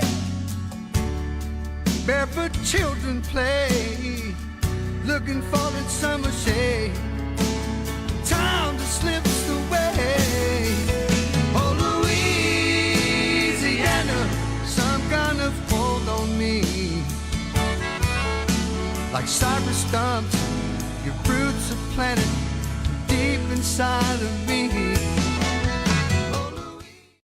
Gulf Coast Office Products is a nationally recognized Savin office equipment dealer based right here in Louisiana. Over 100 employees strong, Gulf Coast has the boots on the ground to support all vertical markets from education, engineering, legal, and finance. With the latest in office technology from desktop to production segment units, Gulf Coast and Savin have the perfect fit for you. Call 225-756-2644. That's 756-2644 for Gulf Coast Office Products. I've been doing business with Luba for 25 years. They're dependable, trustworthy. It's just the attention to detail with our clients. Our folks have years and years of experience. They're highly trained professionals. But many companies have that asset. What I'd like to think makes Luba a bit different is that we use those talents in a way that truly is dedicated to serving the needs of the folks who depend on us. Dylan Cruz here to tell you about Six Rings Baseball and Softball Camp. If you live on the North Shore and play ball, go to Six Rings Camps with former LSU assistant coach Dan Canaveri. His knowledge is second to none, and your child will improve and have fun doing it. Camps were held at Coquille Park and Six Rings Academy in Covington with 4 sessions over the summer. Full day and morning only sessions are available from ages 7 to 13. Go to sixringsbaseball.com or call 985-206-9096. Learn the game to love the game. Scooncha, fall in the air. Fall is right around the corner, which means fall fishing is, which means it's time for you to take your boat to the next level with front-to-back boat service in a bunch of different ways. You want a custom stair job, you can have a ton of fun out there on the water. They can do that. What about a spot lock trolling motor? So you stay right where you need to in casting lines. Or sonar that's let you see the fish under the water before you cast. All of your maintenance needs as well. Tune in this Sunday for our noon kickoff. The Baltimore Ravens at the Cincinnati Bengals. Immediately following that, the New York Jets will travel to the Dallas Cowboys. And then our nightcap, the Miami Dolphins against the New England Patriots. Catch all 3 of those games here on 104.5 ESPN.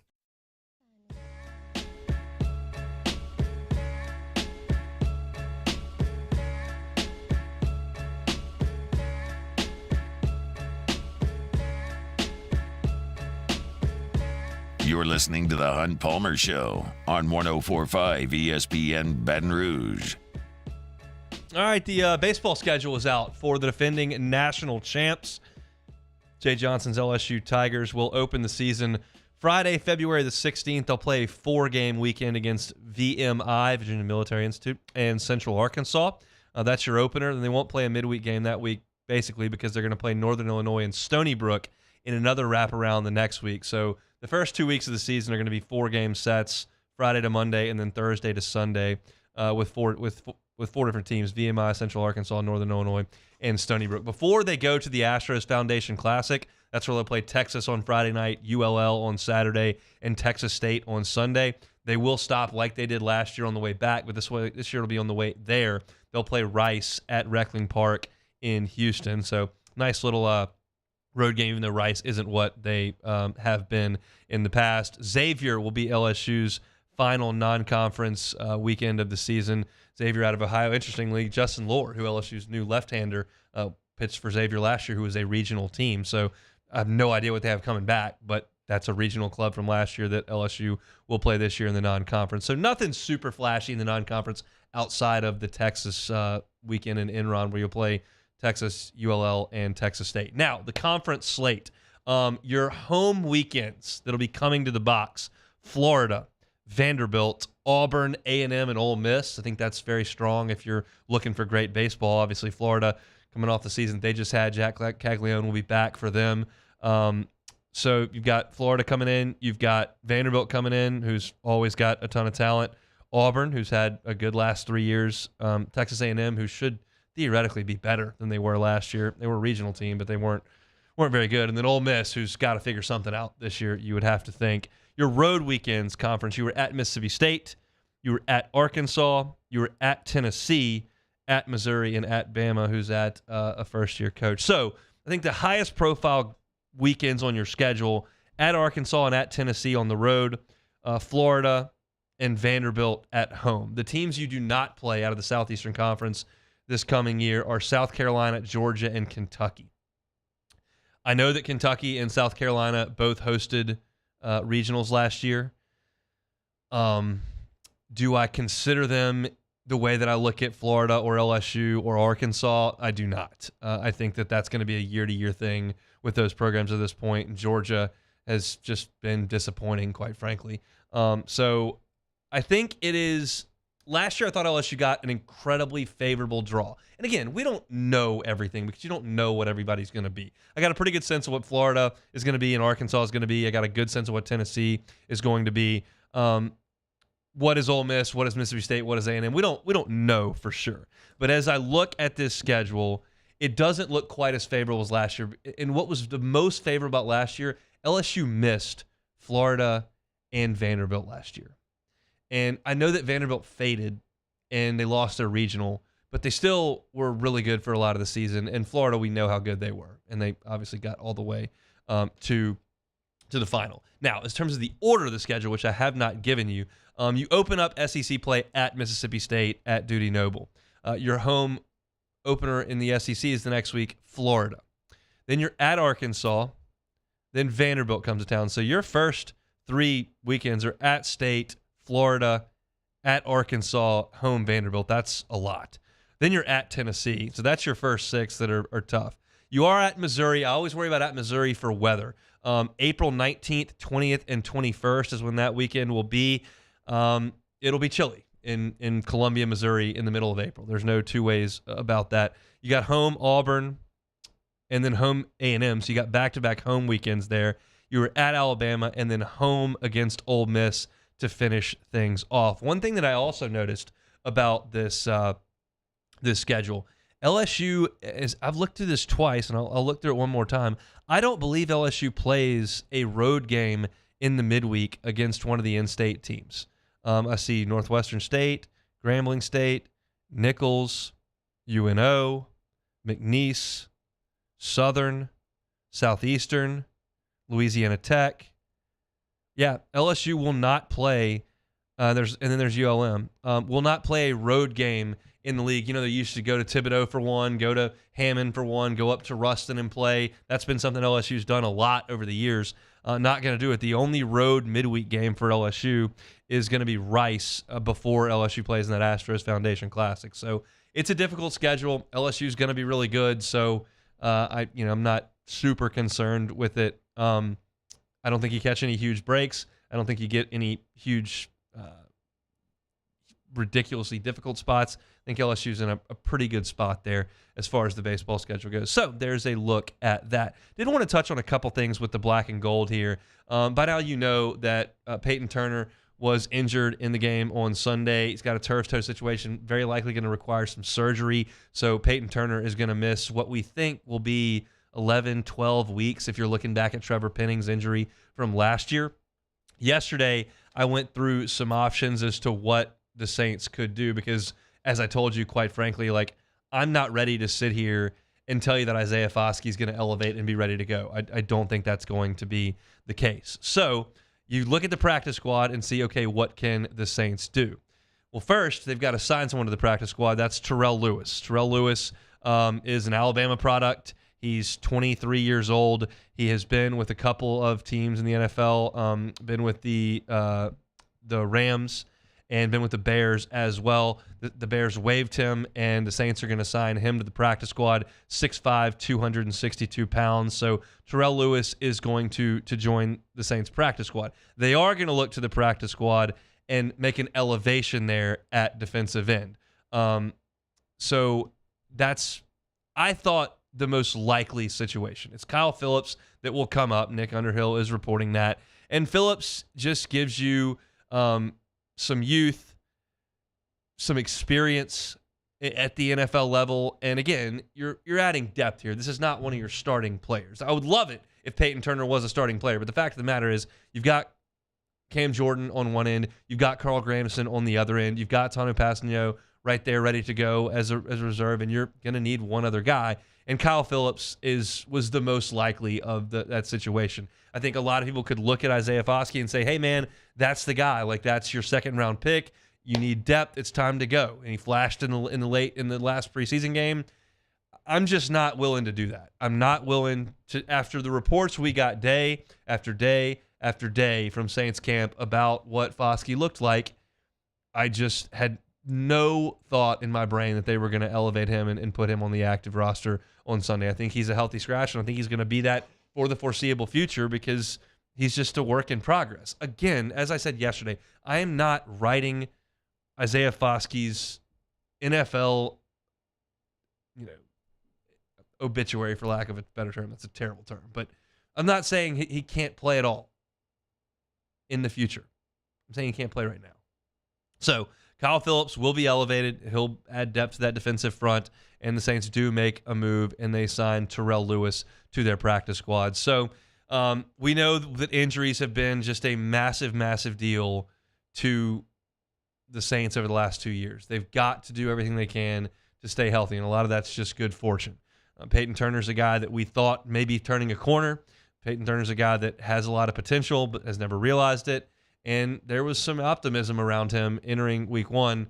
Now we know that he's going to be out for a couple of months, so they've got to make some adjustments. But it's all depth stuff. It's not necessarily your starting 22. So Saints still in pretty good shape right now as we move forward and look towards the Carolina Panthers, who the Saints will take on coming up on Monday night. We'll actually do more Saints talk on Monday than we usually do because we'll be previewing a game. So we'll chat about the Panthers coming up tomorrow on our show. 104.5 ESPN, along with Acura of Baton Rouge, teaming up to honor our military and raise funds for Folds of Honor. This nonprofit organization provides scholarships to the spouses and children of soldiers who were killed or disabled in service. To donate to this important cause, visit our website, 1045ESPN.com. Everyone who makes a donation will be entered to win exclusive prizes. Folds of Honor, to honor their sacrifice and educate their legacy. When we come back, your favorite time of the week, we're going to do a little bit of SEC football power rankings on the Hunt Palmer Show. You are now listening to the Hunt Palmer Show. Ochsner Health and MD Anderson Cancer Center have partnered to create Ochsner MD Anderson Cancer Center in southeastern Louisiana. This collaboration is going to provide patients in the region with access to cancer treatments among the most advanced in the nation. It's such great news for us in this part of the world. Ochsner is the first and only provider in Louisiana with a fully integrated cancer program that is based on MD Anderson's practice standards and treatment plans.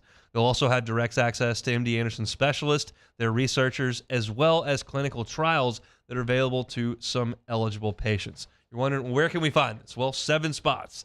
That expert care is going to be located in 7 locations across New Orleans, St. Tammany, and Baton Rouge. But they're looking for more. Right now, Ochsner and MD Anderson are going to work together to certify some additional sites in the future. If you'd like to learn more about the fight against cancer that Ochsner and MD Anderson are fighting together, go to ochsner.org. In times of need, get a full list of phone numbers, websites, and other important emergency information on the Demco Stormwatch page at 1045ESPN.com.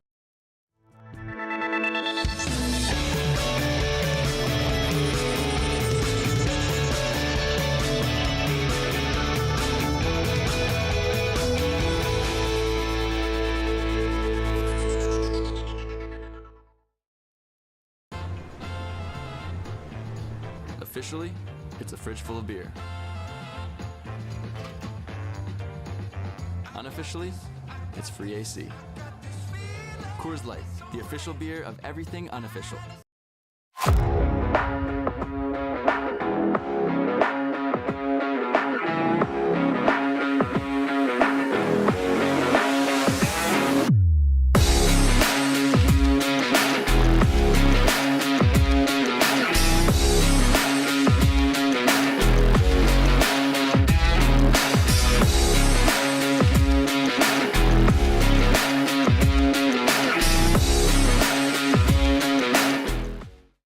Gulf Coast Office Products is a nationally recognized Savin office equipment dealer based right here in Louisiana. Over 100 employees strong, Gulf Coast has the boots on the ground to support all vertical markets, from education, engineering, legal, and finance. With the latest in office technology, from desktop to production segment units, Gulf Coast and Savin have the perfect fit for you.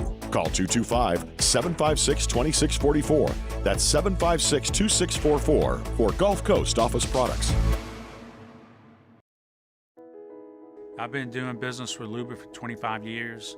They're dependable, trustworthy. It's just the attention to detail with our clients. Our folks have years and years of experience. They're highly trained professionals. But many companies have that asset. What I'd like to think makes Luba a bit different is that we use those talents in a way that truly is dedicated to serving the needs of the folks who depend on us.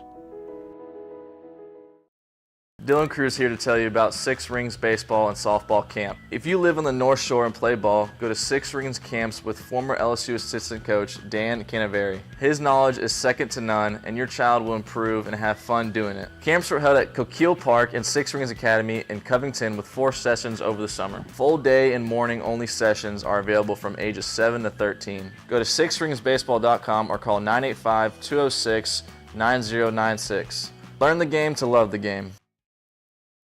Scooncha, fall in the air. Fall is right around the corner, which means fall fishing is, which means it's time for you to take your boat to the next level with front-to-back boat service in a bunch of different ways. You want a custom stair job, you can have a ton of fun out there on the water, they can do that. What about a spot lock trolling motor? So you stay right where you need to in casting lines. Or sonar that's let you see the fish under the water before you cast. Matt Moscona inviting you to join us for Wednesday's Hump Day AFR, presented by Pluckers. Brian Kelly and Zach Arnett update their team's preparations. We'll talk to Russ Mitchell, and we'll check in on the Carolina Panthers. Join us, 3 to 6, 104.5 ESPN Baton Rouge.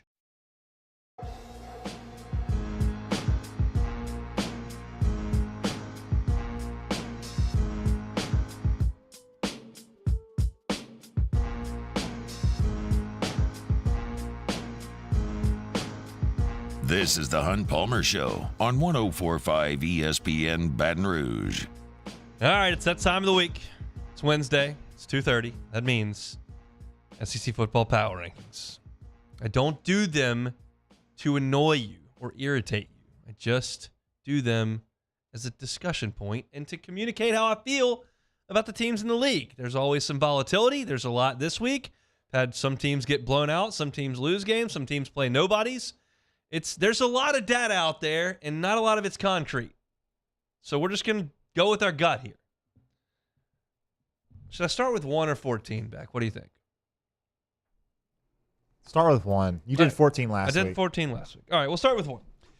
I've got Georgia at 1. Look, they've outscored 2 atrocious teams, UT Martin and Ball State, 103-10. Do I think that this is the same juggernaut it was the last 2 years?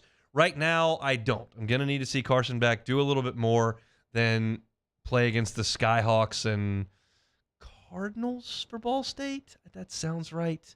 Yeah, I think that's right. Either way, I don't care about those 2 games. So we'll learn more about Georgia against South Carolina, but it's not a tough schedule. I think they're the best team, and I don't think I'm going to get a lot of pushback on that. Probably get pushback on this. Number 2, I've got Alabama. Yeah. I watched a lot of the Texas game. Saw it. Think Milrose stinks. Talked about it all day on Monday.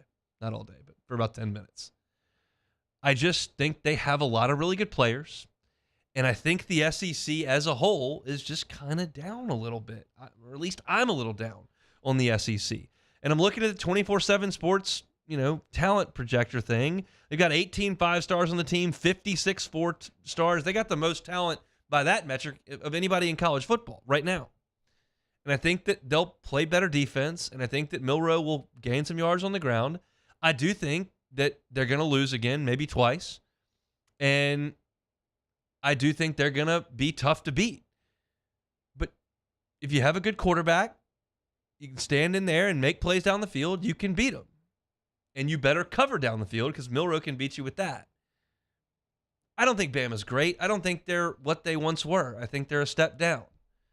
I think right now this is the team that I would take second best in the SEC. Number 3, I've got Tennessee. They looked awful on Saturday. No 2 ways about it. Against Austin Peay, they looked bad. I'm going to give them a pass. They're playing Florida in the swamp this weekend. They just slept-walked in the first half. No, I do not love Joe Milton. I think this Tennessee team might be a step down from what it was last year. Certainly on offense, and I don't know that the defense is great. But I think that they're still the 3rd best team in the league by my eye. So I'll take Georgia, then Bama, then Tennessee. Number 4, I do have LSU. Big concerns in the secondary. And that's really, as I go through, I'm pointing out more deficiencies than I am strength. And the secondary is a deficiency right now for LSU. We'll see if it gets better. I keep saying this, and I do mean it. Last year, LSU got better at running the ball. LSU's quarterback play got better. LSU's offensive line got a lot better. I thought in the secondary, they got better than they were in that first game. I'm leaving room for development for LSU for sure. I think the offense is going to be good. I think among the teams here bundled up in the middle of the league, they're towards the top of that. So I've got them at 4. This will be probably controversial, and I'll probably regret this. I've got Mississippi State at 5. I just feel like Mississippi State knows what they are. Like, do I think A&M knows what they are? I don't. Do I think Ole Miss is set up on defense and has a great quarterback? I don't. Do I think Auburn's got it figured out? No. Arkansas? No. Like, Mississippi State's got 21 seniors in their starting 22. They've got a defense that they feel is pretty good. They forced a lot of turnovers on Saturday. They've got a veteran quarterback that I don't think is going to go out there and cost them a game.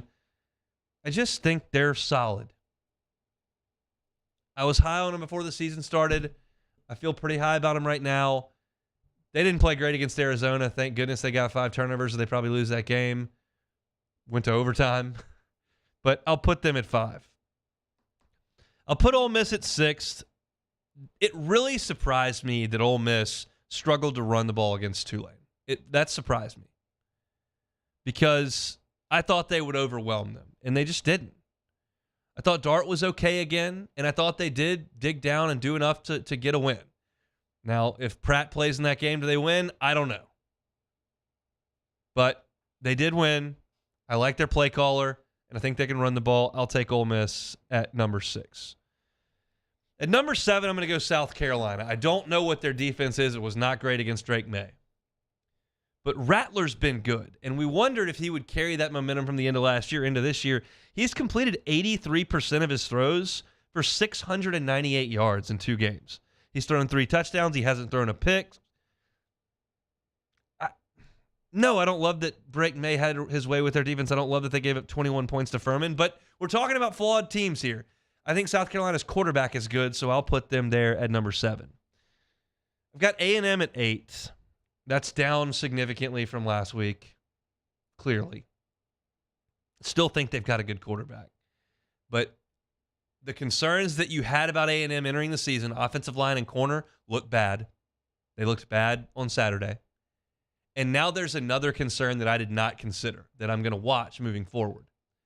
These 5-star defensive linemen that A&M has are big and strong.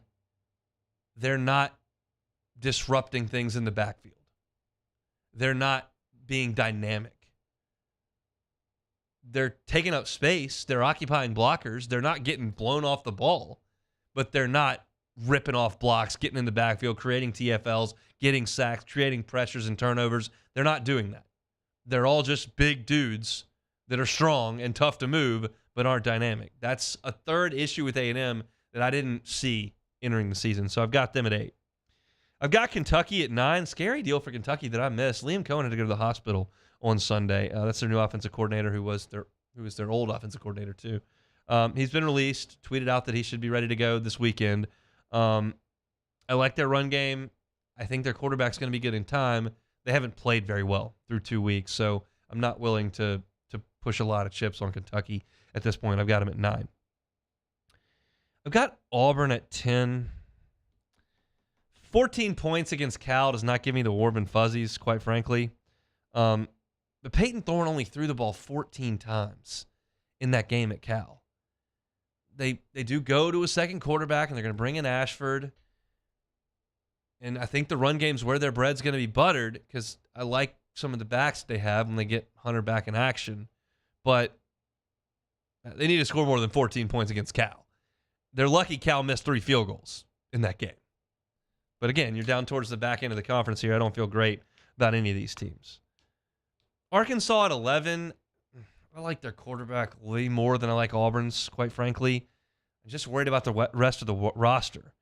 And when I see a team in Kent State that lost to Central Florida 56-6 and then went to Fayetteville and it was 14-6 at halftime, that is not good. Kent State's picked last in the MAC. And Central Florida did that to them. And Arkansas was not in great shape at halftime. Now, Rocket Sanders is out, and I think he will come back when they come to Baton Rouge next week. I don't think he's going to play against BYU this week. And maybe that changes things a little bit because he's a dynamic dude. But I don't love that team right now. I've never loved the talent, and I'm not loving the coordinators right now. I think that Sam Pittman did a good job of overhauling the roster in years 1, 2, 3, and he had those coordinators there. They're not there. Do I feel great about Arkansas? I do not. I've got them at 11. I've got Florida at 12. They are going to need to come to play this week. It's in the swamp. Tennessee's coming. Night game. If Florida wants to be taken seriously on the recruiting trail and Billy Napier wants to get any traction with that fan base whatsoever, you better not let let Joe Milton come in there and throw for 311 and 4 scores and get beat by 21 points. Like, that will be a bad look. And all of us that are looking at that can sit back and go, like, that's possible. I watched them against Utah. Unprepared, undisciplined, not productive, inefficient. Every bad adjective you can bring together for Florida, from the execution to the penalties to the toughness to the athleticism, everything looked bad against Utah. You're not going to redeem yourself against McNeese last week. You better not get blown out on your home field. I don't think they're going to win, but you better not get blown out. I've got Mizzou at 13. I think they stink. Eli's a good quote. He got a contract extension. I don't think it looks great. They've got to step up in class, and Kansas State's going to be a test for them. I don't like what I'm seeing from Missouri early on. I've got them at 13, and I've got Vanderbilt at 14 until they prove me wrong. They did last year, by the way. I had to move A&M to the last spot last year before the Aggies beat LSU, and they were atrocious for 3 months, and they barely beat UMass. I did put A&M behind Vanderbilt. When Vanderbilt proves it to me, I'll move them. But right now, that's not the case. So starting at 14, moving up to 1, Vanderbilt at 14, Missouri at 13, Florida at 12. I think those are the worst 3 teams in the league right now. I feel decent about that. Then I've got Arkansas, Auburn, and Kentucky at 11 through 9. A&M at 8, South Carolina 7, Ole Miss 6, Mississippi State 5, LSU 4, Tennessee 3, Bama 2, and the Dogs at 1. I haven't gotten anybody in the Bayou Ford chat that's going nuts. I don't even know if they're listening to me at all. But nobody went nuts with those power rankings. There's some good changes there. A&M dropped a good bit. Florida moved up a tick, and Missouri moved back. I'm probably too high on Mississippi State. I'm probably too low on Arkansas. I'm aware of these things. It's a fluid situation. We're monitoring things as they happen. But that's where I am right now, and I think LSU at 4 is pretty fair. Would it surprise me if LSU won the West? It would not. It would surprise me if LSU lost 4 games in conference. I wouldn't be stunned. I think that the middle is that jumbled up. I think that crew between LSU at 4, State at 5, Ole Miss 6, South Carolina, A&M, Kentucky, Auburn, I think there's a lot of mediocrity that can be mired in there on a given week. You turn the ball over a couple times, don't score in the red zone, you could lose to any of these teams. And Bama's not immune to that either at this point. So it's a fluid situation. We'll continue to monitor. Speaking of continuing, we'll come back and finish this thing up. It's the Hunt Palmer Show. You are now listening to the Hunt Palmer Show. One Bath and Closets, onebathandclosets.com is the website. I'll tell you this. I think my wife did a really poor job of parenting last night because she was reading my son How the Grinch Stole Christmas. It's September. It's 100 degrees outside. No Christmas stories. Too early for that. However, it's not too early to think about things that you want to give in the holidays. David Duvall and his team at One Bath and Closets are very busy during the holidays. They want to be very busy during the holidays. And if that's something you want to consider for a gift for someone in your life, or just because you think it's a good time to redesign or remodel your bathroom or closet, the holidays are coming up. Give David Duvall and his team a shot. Go on the website, onebathandclosets.com, request that free consultation. Look at the pictures of their great work. Look at the testimonials. Let David Duvall and his team come in, redesign and remodel your bathroom, your closet. If you do both, 10% off. Bathroom and closet combo deal. Onebathandclosets.com is the website. Onebathandclosets.com. Our listeners fire off their opinions on the jimsfirearms.net hotline at 499-1045. Keep listening for your next chance to shoot us your thoughts with the jimsfirearms.net hotline on 1045 ESPN Baton Rouge. Gulf Coast Bank and Trust is giving our customers the power to bank anywhere, anytime during this challenging event. And we're right there with you. Our mobile banking app is a smart way to manage your money and time. Gulf Coast Bank and Trust, the bank that cares about you. There it is, the extra mile, on the border of expected and extraordinary, for those willing to go further, like vans customized for work or play, with safety and tech to keep you connected, supported by a 5-star sales, service, and finance team, and backed by the 1-star you know. So go the extra mile.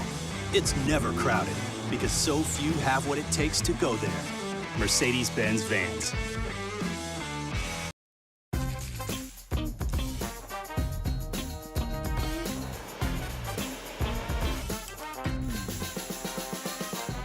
The best kept secret in town is out. Discover Tallulah at the Renaissance Hotel on Bluebonnet. When is a taco more than just a taco? When it's Government Taco. Voted best tacos 3 years in a row by 225 Magazine, Government Taco puts the most delicious spin on tacos the capital area has ever seen. With creative combinations like the Magna Carrot, the Filibuster, or the Steak of the Union. Plus perfect tortilla chips paired with the best salsa and queso you've ever had. And happy hour every day from 3 to 6 p.m. and all day on Thursday. Government Taco, 5621 Government Street. The Windsor Senior Living Community in Mandeville, Louisiana is a beautiful, vibrant apartment community geared towards seniors. They are nestled right in the heart of Mandeville, where seniors live a more carefree lifestyle in spacious apartments with the peace of mind that comes from having a little extra help. Call the Windsor at 985-624-8040 to schedule a lunch and tour. Come see how the Windsor can be your passport to peace of mind. Gulf Coast Office Products is a nationally recognized Savin office equipment dealer based right here in Louisiana. Over 100 employees strong, Gulf Coast has the boots on the ground to support all vertical markets, from education, engineering, legal, and finance. With the latest in office technology, from desktop to production segment units, Gulf Coast and Savin have the perfect fit for you. Call 225-756-2644. That's 756-2644 for Gulf Coast Office Products.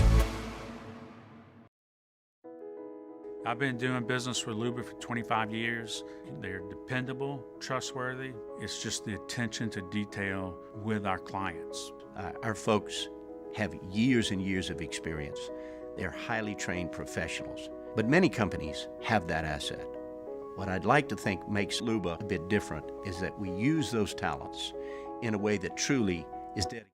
On Thursday's OTB, we'll start to break down the upcoming Monday Night Football battle between the Saints and the Panthers. Can the Poodats make it 2-0? Off the bench, 7 to 10 a.m., 104.5 ESPN.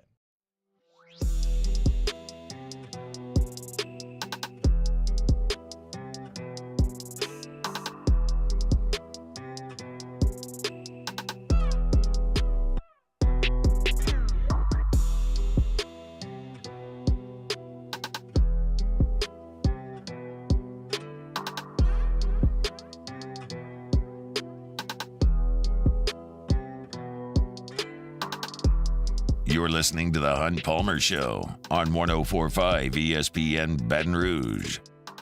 All right, closing up shop here on a Wednesday edition of The Hunt Palmer Show. Appreciate you all hanging out with us as we inch toward the weekend here. We're getting closer. I'm very, very excited for an 11 o'clock kickoff. I'll be quite frank with you. Y'all know that, especially when it's a road game. I don't want to take away from y'all Saturday nights in Death Valley. I don't want to do that. And I enjoy Saturday night in Death Valley as much as you do. But I also, because of the post-game obligations, appreciate a good 11 o'clock kickoff on the road. It means I'll be done with my obligations at 4 o'clock and can kind of do whatever it is that I want for the rest of the day, which is fairly rare in my Saturdays. So I apologize to you in advance of that 11 o'clock start, even though it's on the road.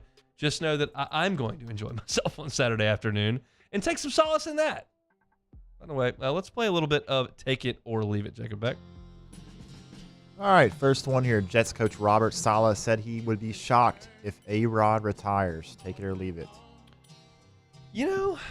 Shocked. I'll leave it. I will leave it. I won't be shocked if Aaron Rodgers retired. I would strongly favor him coming back to give the Jets one run. He said in a press conference prior to the season that he felt like he signed a multi-year deal. He owed the Jets multiple years of service, not come in and leave. Now, if Aaron Rodgers and the Jets had won the Super Bowl, maybe I could see a situation where he's like, all right, that's good, I'm out. But maybe he's wired like Brady and wants to come back and do it again. And then Tom Brady continued to want to come back and come back and come back. But I think Rodgers knows that he owns the Jets, who gave up a good bit of draft capital to get him, that he owes them one run. And I think he probably wants to make one run. This is probably as complete a team as he's played on in a while in terms of the defense. It's got to be the best defense he's ever played with. And you've got a superstar young wide receiver. We know the Packers very rarely took wide receivers early in the draft, kind of lucked into Devontae Adams being what he became. But I think Rodgers knows that he probably needs to give it one good go, so I think he'll come back for one more. Cardinals coach Jonathan Gannon said, I want it to be loud when we're on defense and quiet when we're on offense. When talking about the team's home opener, fans aren't that dumb. Take it or leave it.